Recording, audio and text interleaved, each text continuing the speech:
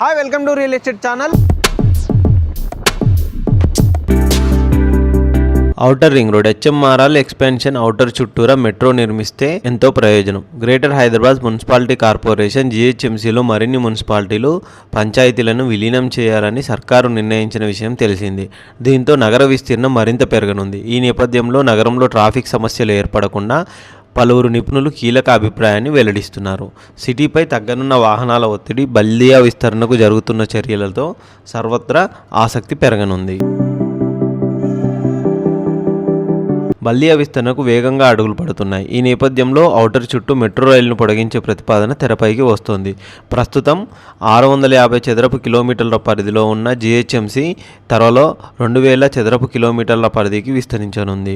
అందుకు ప్రభుత్వం green signal ఇచ్చింది. ORR పరిధిలోని ప్రాంతాలన్నింటిలో తెలంగాణ కోర్ అర్బన్ రీజియన్ TCURగా పేర్కొంటూ అభివృద్ధి చేయాలని భావిస్తోంది. ఈ తరుణంలో ఔటర్ చుట్టూ మెట్రో మార్గాన్ని నిర్మించి అనుసంధానించడం ద్వారా జాతీయ రహదారుల నుంచి నగరంలోకి వచ్చే వాహనాలను శివారు పరిమితం చేయడం ద్వారా నగరవాసులకు మెరుగైన రవాణా వ్యవస్థను అందించవచ్చని నిపుణులు భావిస్తున్నారు.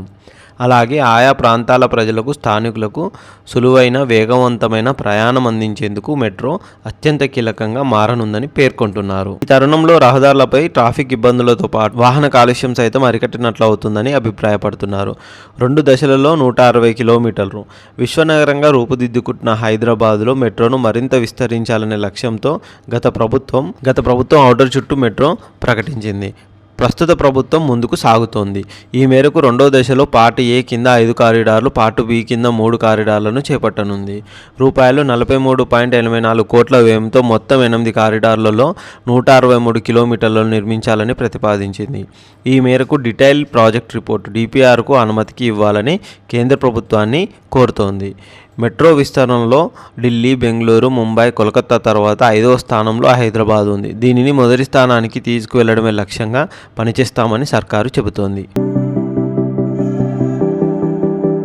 3వ దశ కింద గతంలో ప్రతిపాదనలు. మెట్రో 3వ దశ విస్తరణలో భాగంగా ఔటర్ రింగ్ రోడ్ల నుంచి నగరానికి వచ్చే ప్రజల కోసం BRS ప్రభుత్వం హయాంలో కేసీఆర్ ప్రతిపాదనలు రూపొందించారు. ORR నుంచి శంషాబాద్ జంక్షను, జాతీయ రహదారి 44 నుంచి తుక్కుగూడ, బెంగళూరు మీదుగా పెద్దంబరపేట జంక్షన్ వరకు 40 కిలోమీటర్ల వరకు కారిడార్ ఏర్పాట్లు చేయనున్నట్లు అప్పట్లో ప్రకటించింది.